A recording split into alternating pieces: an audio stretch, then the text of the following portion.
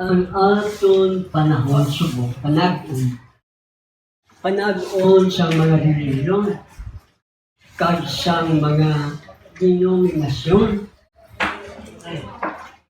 kag perti kadamo na tawa Kristiyano nga mga reliyon kag mga iglesia. Kag sari-sari ang paghangop sa nakasulat sa Biblia. Pero ang Biblia nagasiling nga hindi ka magsalig sa kaugalingon mo nga paghangop. Sunod sa Hurubaton 3:5. Sabi, brother, kung muna. Reyna, kayo mo na. 3:5.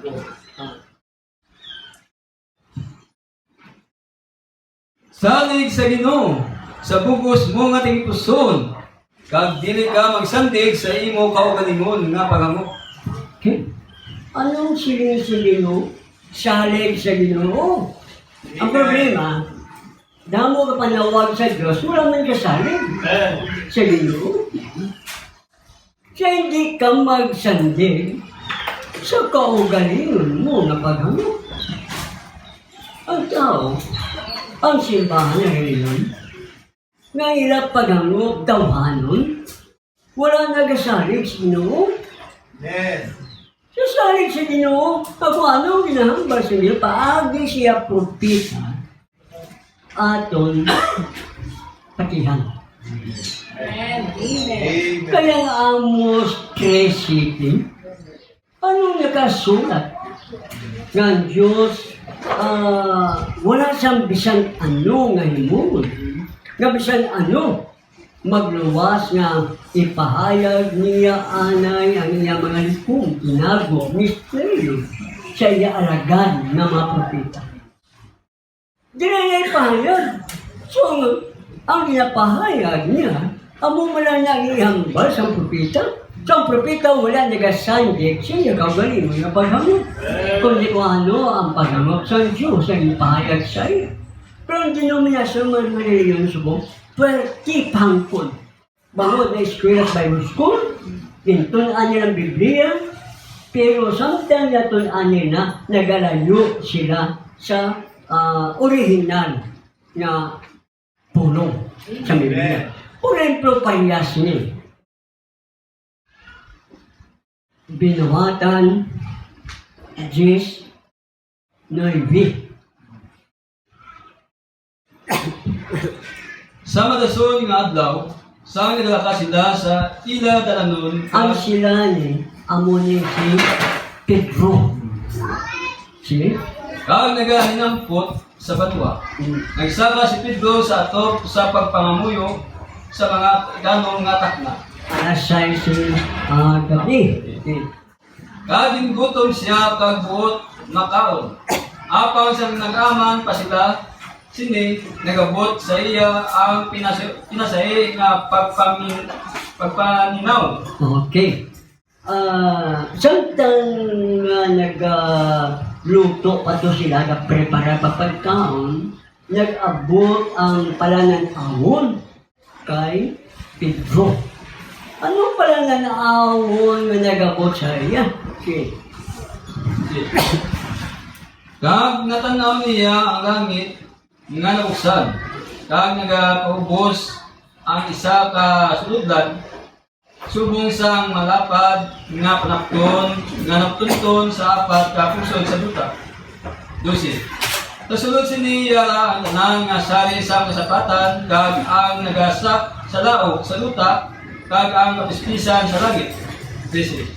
Kag nagabot sa iya ang isa ka tingog, hindog ka, Pedro, mag-ihaw kag magkaon. Apang si Pedro sining, hindi, Ginoo, kay wala kita po makakaon si bisan ano nga nagdataan, kag di matindog. 15. Kag say kadua, nagabot sa iya liwat ang tingog. Ang natinuan sa Diyos, dili mo pagkabigon nga nagdataan. Okay. Glory.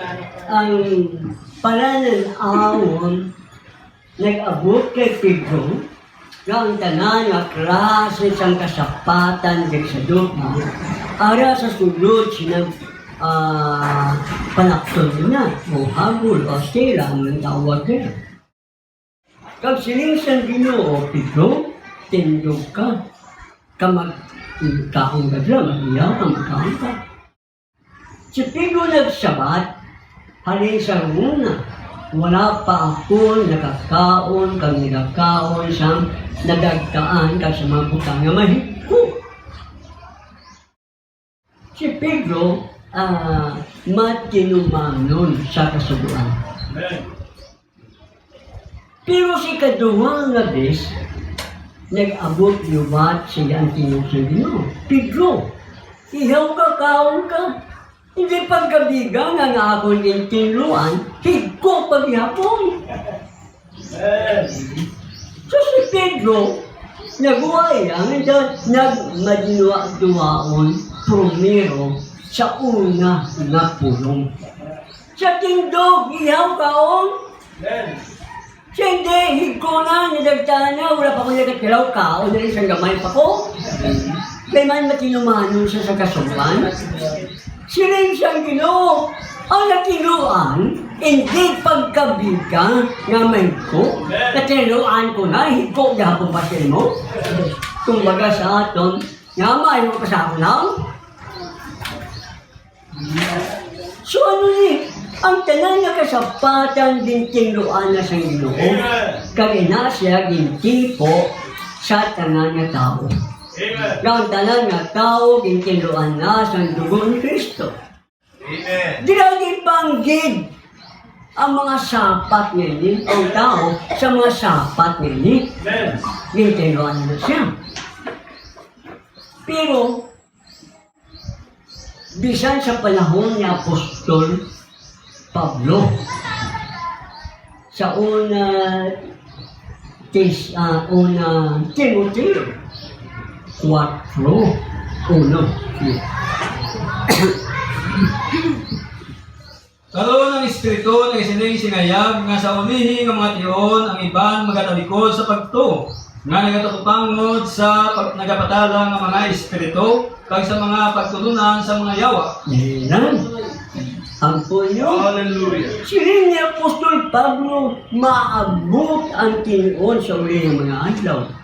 Ng mga taong magatalikod sa maayong na pagtulunan. Maayong na pagtulunan, talikuran pa. Kag ano ang ira nga importante sa ila? Atong espiritu nga nagpatalang sa ila. Amo kayang ila patihan. Kagina siya, mga pagtulunan sa mga yawa. Kay sino pagtulunan? Iya sa mga yawa. Ano nga mga pagtulunan ina? Si? Dos. Pagi sa pagkasalipapaw Mga salimpapaw ang manunudlo ina. sa mga taong butigon, Mga taong butigo na, kaya hindi wala nga tudlo sa kamatuan. Amen. Pinoteg ang ilang nga tudlo.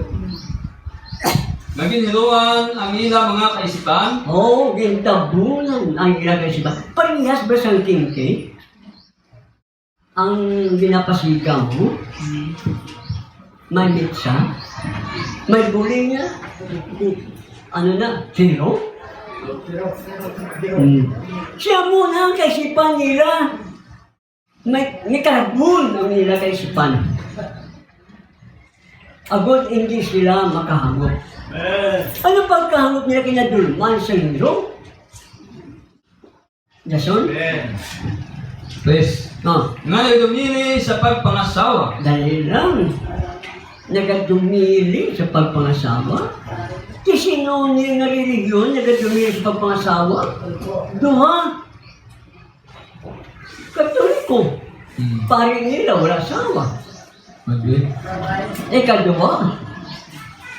Dating dan. Gusto niya na ilang mga membro hindi magpangasawa para mana.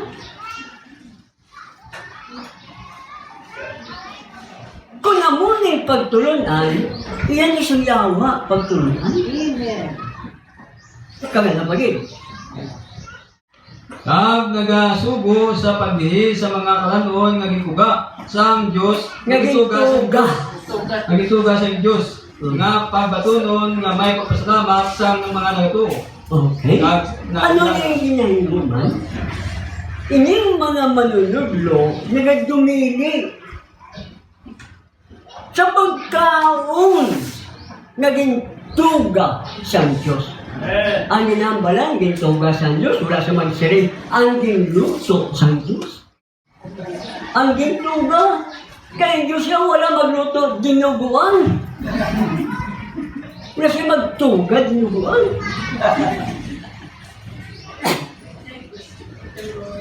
Ano minasilin? Ang tinuga sa Diyos, kaunon nga may pagpasalamat. Kung hindi ka magpasalamat, hindi magkaon. Sige, kakaon lang ang pasalamat sa Diyos. Dason, brother? Pasalamat, dason? Pasalamat? Salamat sa mga nagatuo. Sa mga nagatuo, kung wala kang maggatuo, hindi ka magkaon. Sige? Kag nakakilala sa kamaturan. Basta kakilala ka sa kamaturan, kauna ang tuga sa Diyos. Amen. Ang nagadumili, amo ng mga tao nga wala kakilala sa kamaturan. Ano na kinabalaan nila? Kabutigan. Ginhiruman ang ilang nga mapangunahunan sa mga pagtulunan kag paghangop sa mga tao. Dason? Patlo. Kaya ang tagsak tinuga sa Diyos, mayo. Oh, malaking ba yung tugas ng Diyos? Ang tagsag yung tugas ng Diyos, maayo. Dason? Kag walay bisan ano nga isikway. Bisa ano, hindi pag-isikway yung tugas ng Diyos. Tingay tugluan nilang tao nga, hindi ni pagkauna, hindi ni pagkauna. Siya kay bukaan nag-ausang pa, siguna, siling siyang Ginoo kay Pedro, ang gintiluan ko, hindi pagkabiga nga may kugyahon. Amon ni sila, ang mga taong ini, mga taong wala na pasalamat, mga taong wala kakilala, wala sa pagtuo, mga taong wala kakilala sa kamaturan, tatlugig. Lason? Hallelujah. Kung batunon nga may pagpasalamat.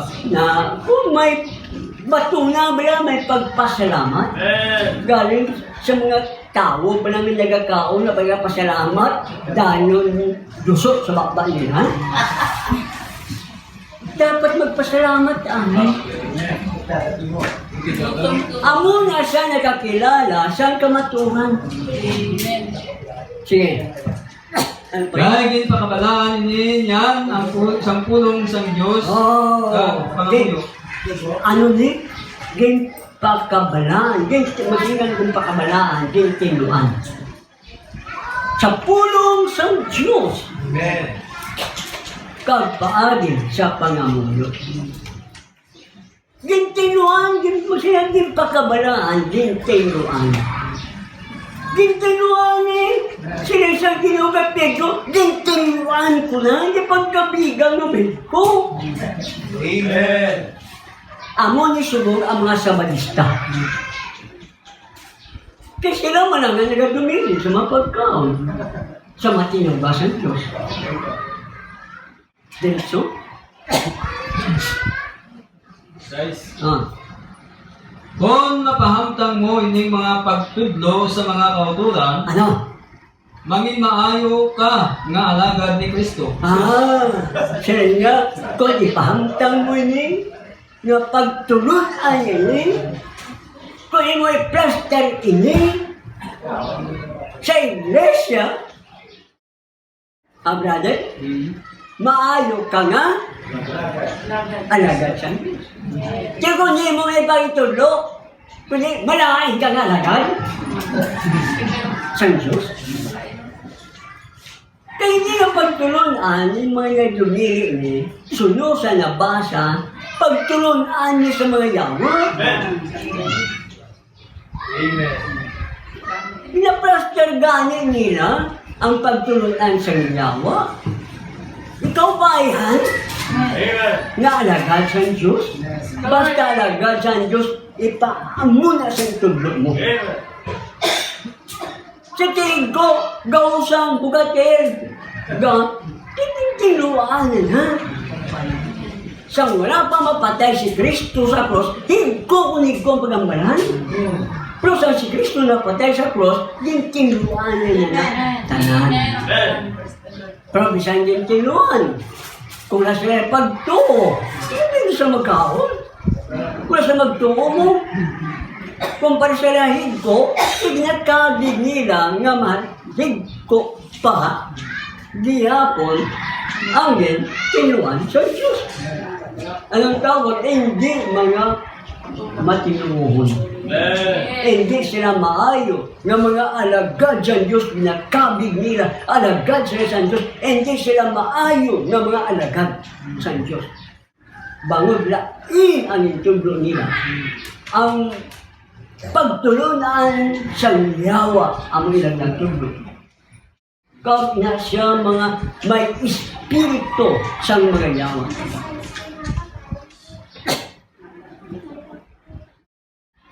Nang tanong, Amen.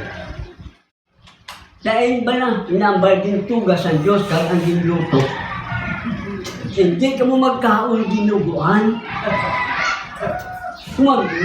Magluto ka mo, hindi na pagbutan ni dugo. Kaya ang ginuguan, yan yung nag-original sa mga insect. Sa Chinese niya nag-original. Kaya sa mga pagano man eh. Kaya mga pagano, mahilig yan mag-inom dugo. Pero sa itong mga panahon to, wala kayo ginuguan. Gainom lang ito sila dugo. Pero bawal niya po na. Nang panyo? Sige, magating doon ka mo.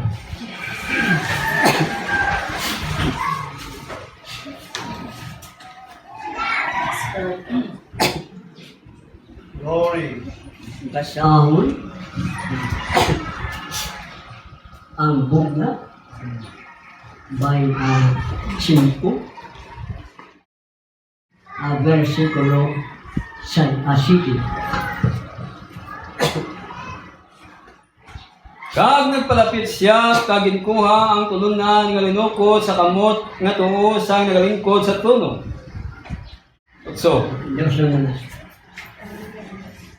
Magapangyarihan Diyos, Yes. nupuri ka naman dyan sa dakila ka. Sapagkat pinaalam mo sa amin ang mga katotohanan ito Yes. Glory. na wala sa iba. Sa karamihan. Amen. Nawa ang banal na Espiritu ang kumilos sa amin. Amen. Sa pangalan ni Jesus, gampo, magsipong ko mo. Glory.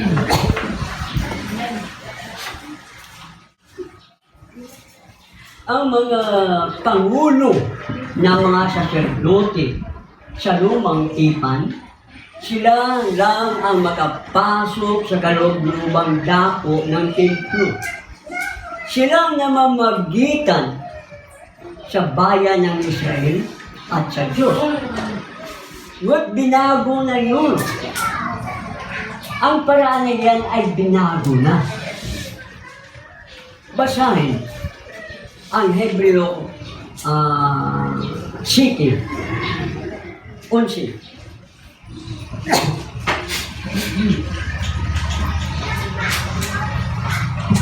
karon kun ang kaimpitan sarang maadangat paagi sa pagkasirduti nga libinhon, kay sa ikalong sini nakabaton ang katawan sa kasubuan. Ano pa bala ang kinahanglan nga magtindog ang isa ka saserdote pa sa paagi ni Melchizedek? Subaylo nga sa paagi ni Aaron. Kasi dito, Lucy, kay kun may pagbaylo sa pagkasaserdote, may kinahanglan ang pagbaylo man sa kasubuan. Amen. Lucy, okay. Now, dito naman ang mali na interpretasyon ni Erisoryanong dating daan. Kay kuno ay kapulo, sugo para sa mga Israelita. Sa isang babae, husto. Pero kung daw bungkit urot, daw tanan na lang bala, amo na lang na, salanan. Amen. Hebreo 7, versikulo 4, hasta 18. Tanawa kung daw ano kadalagko siya. Kadako siya. Kadako siya. Sorry. Na, Si Abraham nga patriarka naghatag sa iya sing kapulo sa mga inagaw. okay, dali lang. Si Abraham nagbigay sa tithes kay Melchizedek. Kanyang mga inagaw yun, hindi pinagtrabahoan niya yun na siya nagtrabaho sa lupa o nagtrabaho ng kanino. Inagaw na yun. Uso noon, pag may gera, may away, agaway yun. Kaya, ang mga inagaw doon ni Abraham sa 5 hari na lumusob sa Sodom at Gomora, ang kayamanan nila ay inagaw din ni Abraham. Amen. At pagkakita niya, sinalubong sa ni Melchizedek, nagbigay sa ng kapo. Sinabi ko ito sa madating daan. Si Abraham nagbigay ng kapo kay Melchizedek. Alam niyo, sinagot agad ako, si Abraham ay Hudyo, suturo sa iyo. Sa panahon ni Abraham, wala pa Hudyo, tapos naging Hudyo na siya. Si Abraham daw Israelita. Wala pa Israelita sa time ni Abraham. Kaya, ayon sa mensahe, ang ikapo ay revelation sa mga sumasampalataya. Amen. Isa lang sumampalataya, kaya revelation. Wala man na nagturo sa kanya. Nagbigay ng kapo. Pero siya ay nagbigay. Sinabi naman ng dating daan sa akin, kung magbigay ka kay Lord, wala numero. Pusang loob. Ayon sa puso mo. Pero sabi ko, si Abraham, may numero ibinigay niya. 10% ikaw po. Amen. Siyuturo sa iyo. Sabi ko sa mga ministro nila, na si Abraham ay Israelita o Hudyo, papuntahin mo sa akin para maturuan natin ang gusto niya. Hindi na okay ang pagtagpo namin. Kaya, itong Hebreo 7:11, ang perfection, ang kahimpitan, wala nahimo siyang mga pari, saserdote, sa lumang tipan. Kaya, pinalitan ang kaugalian na yan na si Kristo Jesus na isang tagahuda, siya ay naging saserdote. Hindi kagaya kay Aaron na high priest. Kasi si Aaron, pagpatay, palitan siya. Ang mga saserdote naglilingkod sa tabernakulo, pagpatay, palitan sila. Iyon ang sumpa sa kanila. May sumpa sa tinatanggap kapag namatay, palitan. Pero kay Kristo, siya ay saserdote, magpakailanman. Amen. Hindi siya pwedeng palitan. Dahil siya nabubuhay. Kailan pa man. Namatay siya pero nabuhay siya. Hallelujah. Kaya, kung ang pagkasaserdote na tumanggap ng kautusan na palitan kung patay, si Kristo na ang pumalit kung ganoon ang kautusan ay pinalitan din. Ang interpretasyon, ang kautusan daw ng tithes pinalitan. Wala naman kaugnayan ang Revelation 7:11 and 12. Sa ikapo, kundi ang pagkasaserdote. Ano yun? Mali na kaisipan. Sa demonyo yun. Amen. Ang Biblia niya sasabi, huwag kang bumawas ng isa, huwag ka rin dumagdag ng isa. Amen. Okay, may pabasa ako number 1. Si Brad. Go, say. Ang COD ako na. Kaya na lang yung sulit? Wala ako ng COD. Hindi na? Okay. So many have become offended. Number 1 na? Una. Oo, sorry. Sige. Marami ang natiso. So many people get offended so easy. Maraming mga tao na kay dali na matisod. Matisod siya, no? Sa salita ng Diyos. Natitisod sila. Salita nga ng Diyos, ikakatisod pa nila. Natitisod lang ang hindi manampalataya. Amen. Amen. Dahil kung sila ay sa Diyos, dapat pakinggan nila ang salita ng Diyos. Bakit hindi sila makinig? Ano yan, brother? Matthew, John chapter 8 or Matthew 8? Yung sila'y, ang sa Diyos ay nakikinig ng salita ng Diyos. Ano yan, brother? Matthew 1, 8. 44. Yeah.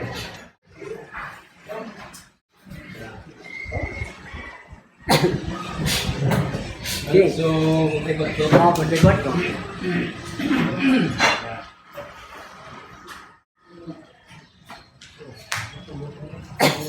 Sige. So ultimate to.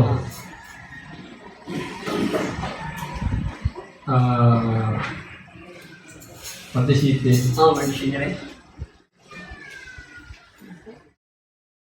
Sa 44, ano yun? Brother. Ultimate to. Kamuyas ang inyo amay ngayawa. Ano siya din Kristo? Sa mga mababait at mga gapagturo ng kautusan sa iyong panahon, sabi ang iyong tatay ay ang demonyo. Ang sakit mo. Sige. Kabot ninyo himuon ang mga kailigbon sa inyong amay. At gusto niyong gawin ang mga gawain ng inyong ama. Ano yun? Gusto siyang patayin. Sige. Siya, managpatay ko sa ginsubuan. Talagang mamatay sa tao sa mula pa sa pasimula. Ibig sabihin sa panahon pa ni Cain. Wala nagatindog sa kamatulan. Wala nagatindog sa kamaturan. Ano ang nagatindog sila? Si, Bangon, walay kamatulan sa iya. wala kamaturan, walang katotohanan sa demonyo. O nagaputik siya, Ano ang sasabi? Binutig! Kasinungalingan ang kanyang mga sinasabi. Pag binaliktad mo ang salita ng Diyos, kasinungalingan yan. Amen. Amen. Si, nagapumulong siya sa iya kanyang ugali. kanya ko, talagang kalikasan niyang mamatay tao, mandaraya, sinungaling. Talagang kalikasan niya yun, ugali niya yun.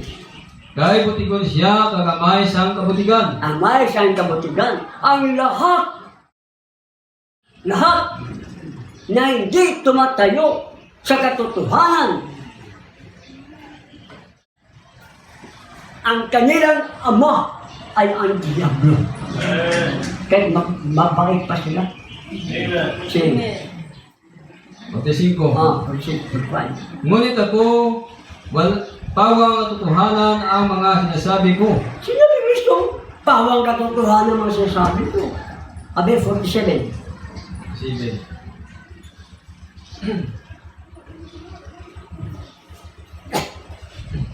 Ang mga anak ng Diyos ay nakikinig.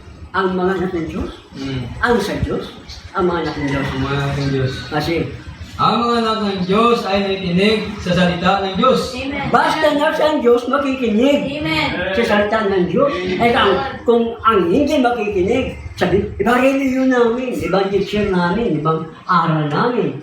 So sa totoo, ano yun? Si, Ngunit hindi kayo mga anak ng Diyos. oh, kaya hindi kayo nakikinig. Oh, kita mo? Anong dahilan na ayaw niya makinig dahil hindi sila anak ng Diyos? Kanino sila anak? Sa demonyo.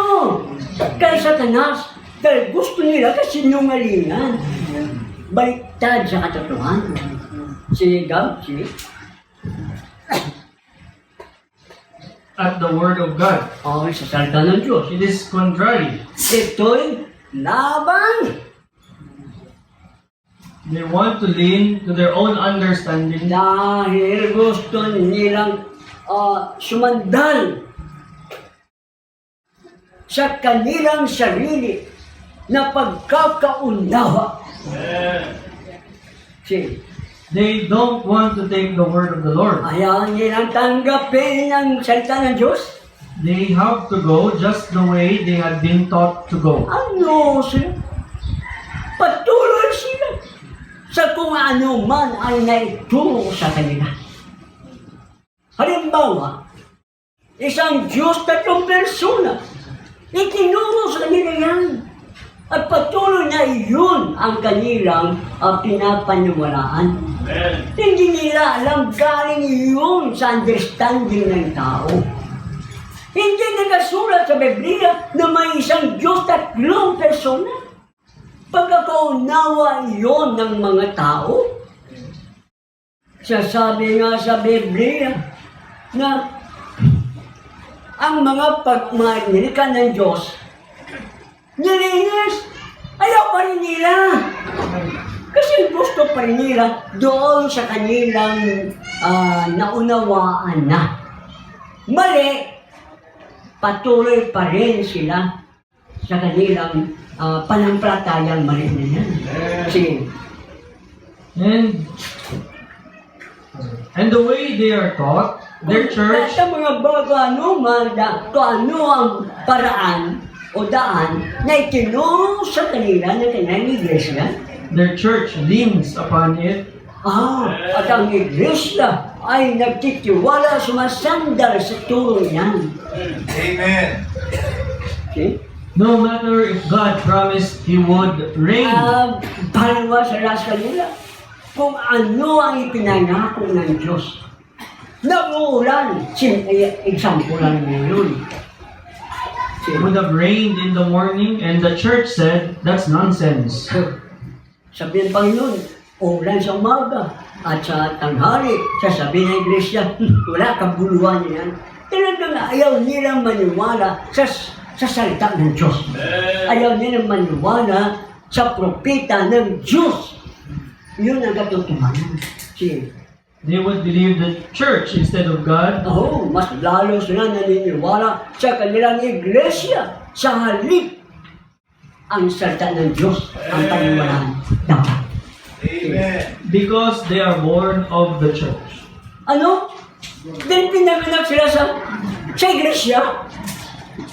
Pero kayo, ipinanganak kayo sa Diyos.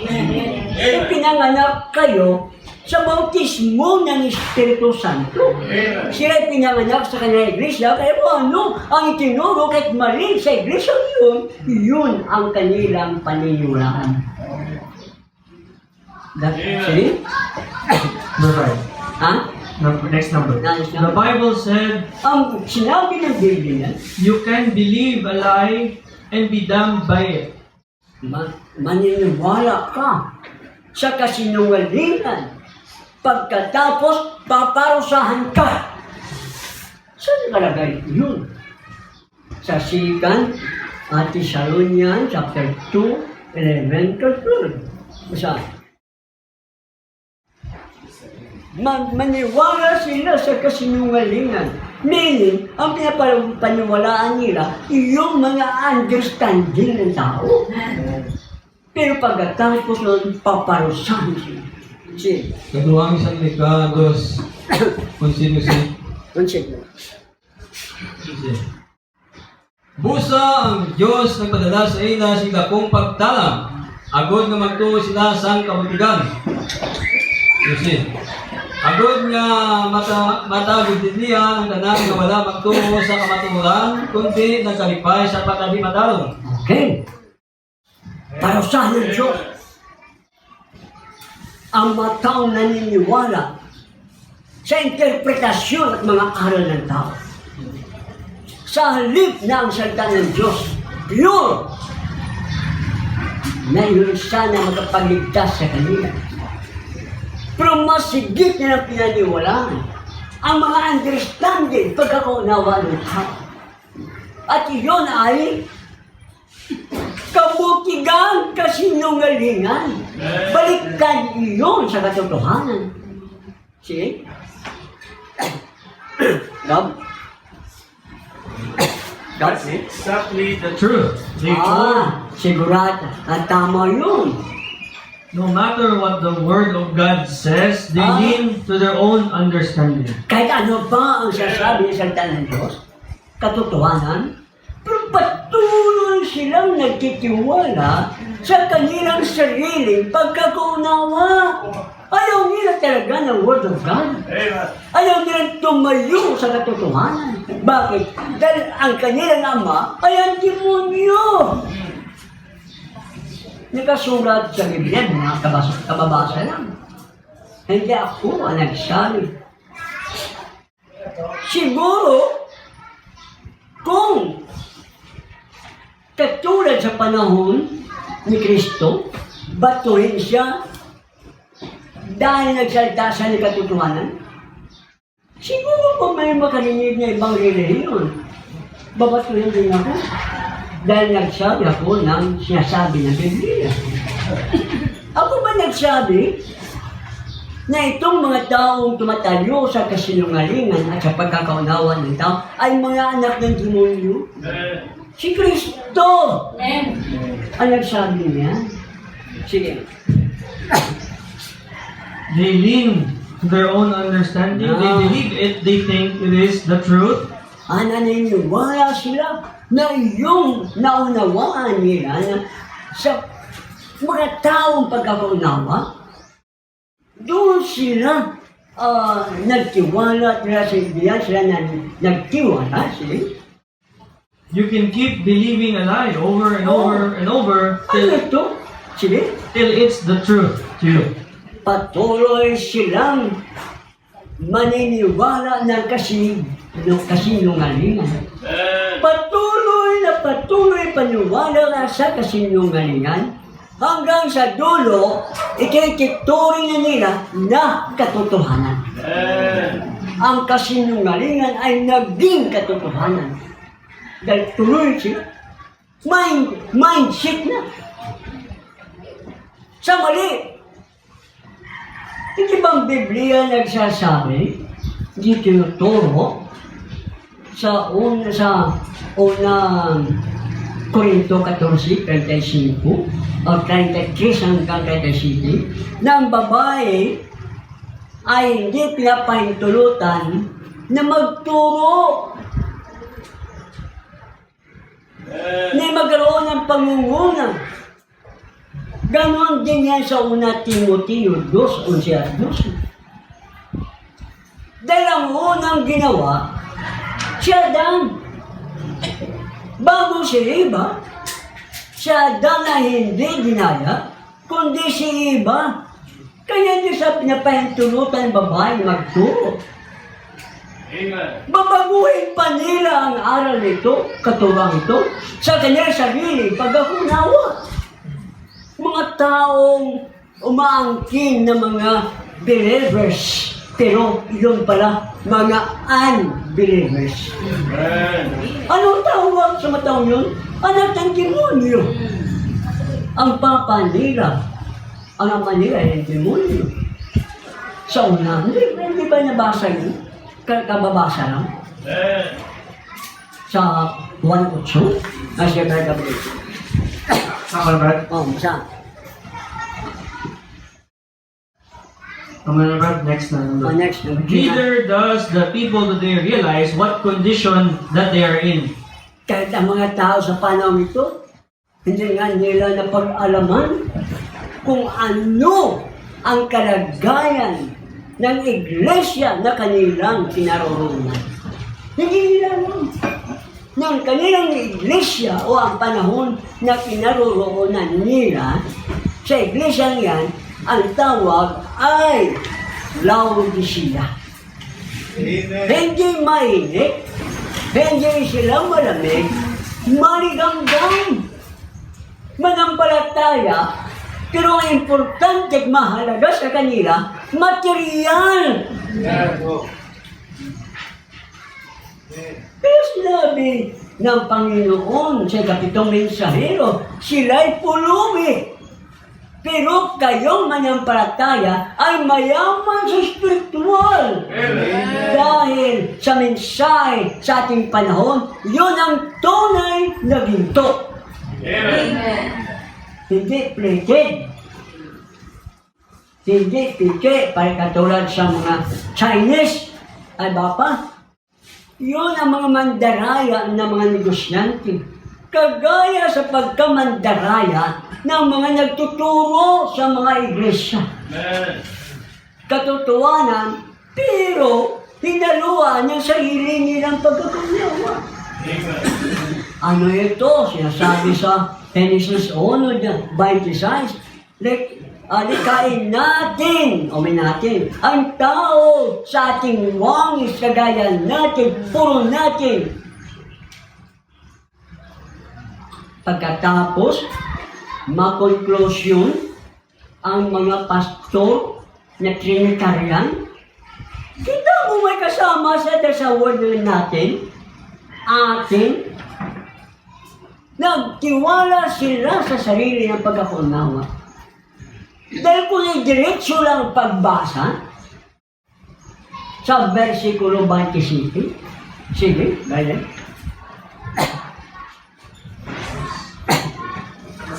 Oh, kay Brother Leo. Genesis 1:27. Ah. At nilalang ng Diyos ang tao ayon sa At nilalang ng Diyos, hindi ng mga Diyos. Ang ano? Ang tao ayon sa kanyang sariling Ang larawan. tao ayon sa kanyang, hindi kanilang larawan. Doon mismo sa versikulo na yun, ay nagpapaliwanag, siya yun. Wala siyang kasama. Ayon sa larawan ng Diyos, siya nilalang. Siya, ayon sa larawan ng Diyos, siya ay nilalang. Hindi sa larawan ng mga Diyos. Isa lang ang Diyos eh. Ano siya sabi sa Isaiah 44, verse 24? Sige. Oh.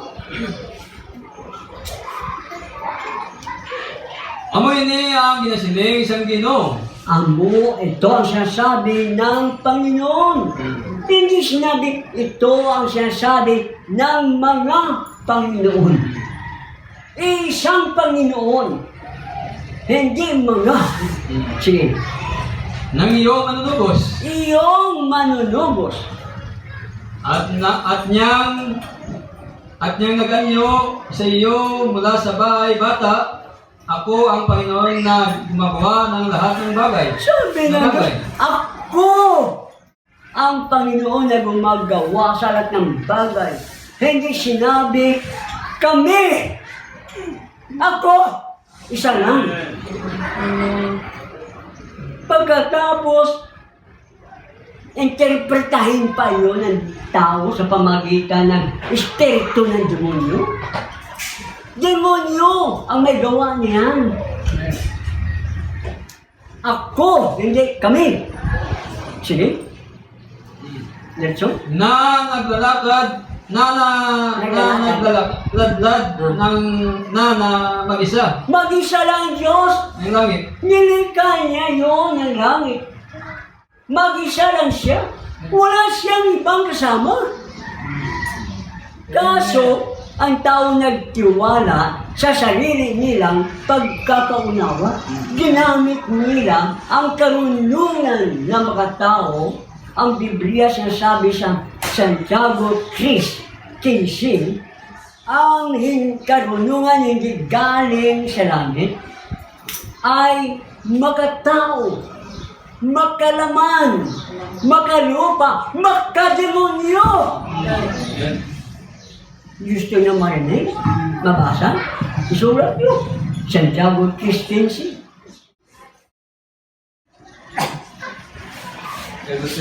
Oh, 15.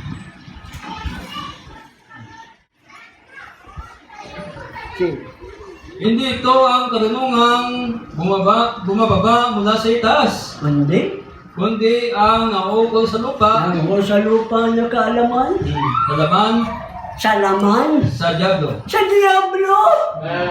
Kaya kung gagamitin ng tao, magtiwala ka sa kaisipan ng tao, kung anong naunawaan nila, yun ay sa Diablo. Bakit tayo makiayon, makisa sa kanila? Mayroon namang katotohanan. Yun ang sinalita ng Diyos na ipinahayag sa ikapito na mensahero. At tayo naman na tunay na mga anak ng Diyos, paniwalaan natin iyong katotohanan yan. At huwag natin paniwalaan ang sa demonyo. Dahil God, sige. It's ordained for this Laodicea church to be in this condition, putting Christ on the outside.